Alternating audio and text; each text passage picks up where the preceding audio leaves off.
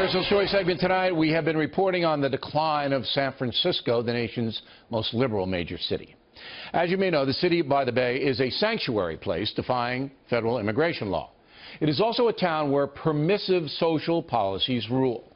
The result has been a sharp uptick in crime and a homeless situation that is now out of control.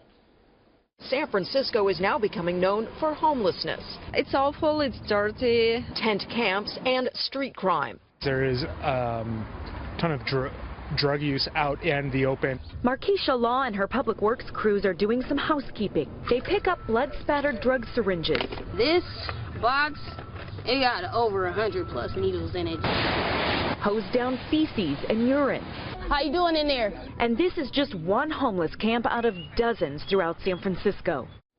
And joining us now from the city by the Bay, Christine Hughes, chairman of the Republican Party there. So why are the homeless flocking to San Francisco in the first place?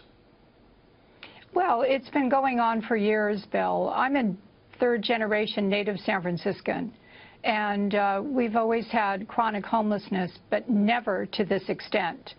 And it's really, the bottom line is, it's with the liberal permissive policies that have encouraged more homeless to not only camp out in San Francisco, but be very aggressive in terms of their behavior without any repercussions.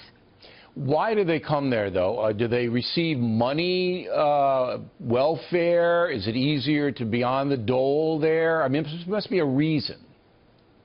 Well, there's many what I call accommodating strategies that the city spends probably $30,000 to $60,000 per homeless person.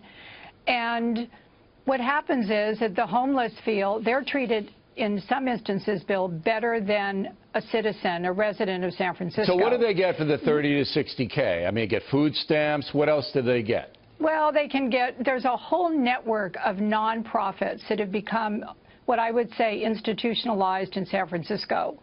So they can go and get food, they can go and get temporary shelter, they can get medical care, they can get all these types of services and yet just go in and out. They get some services, they go back on the street. They go back in, they go back on the street. Right.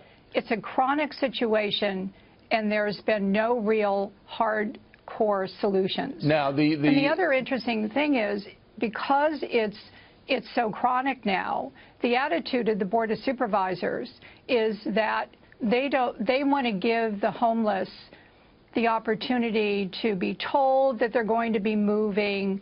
They have time before their camps are going to be moved. There's no toughness in terms of dealing with this as really a public safety issue in the city. All right. It should be dealt with like any other situation that involves crime or abuse or violence. All the reports are that not all the homeless do this, but a lot of them expose themselves and do things in public that are gross, and it's a public health issue, and tourists are assaulted by panhandlers, and the property crime is through the roof. All of that true? It is true, and I will tell you myself, 2 weeks ago, downtown at 9 a.m. in the morning in Union Square, which is the main shopping area, a homeless man dropped his pants, turned around, and proceeded to urinate and spray all over me. And what did you say to that man? There's nothing I could do. I couldn't call the police because the police will not come. They'll tell you, was anybody injured? If no one is injured, they will not respond. So there is nothing you can do. So that kind of extreme behavior is now normal for San Francisco?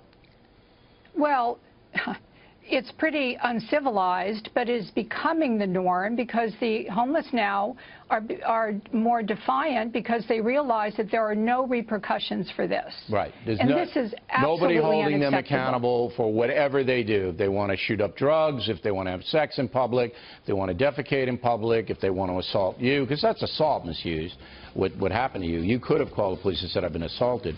But, you know, look, I don't live there. I just know that this situation is way out of control, and doesn't seem like anybody has a solution. But we'll continue our reporting, and we appreciate you coming on tonight.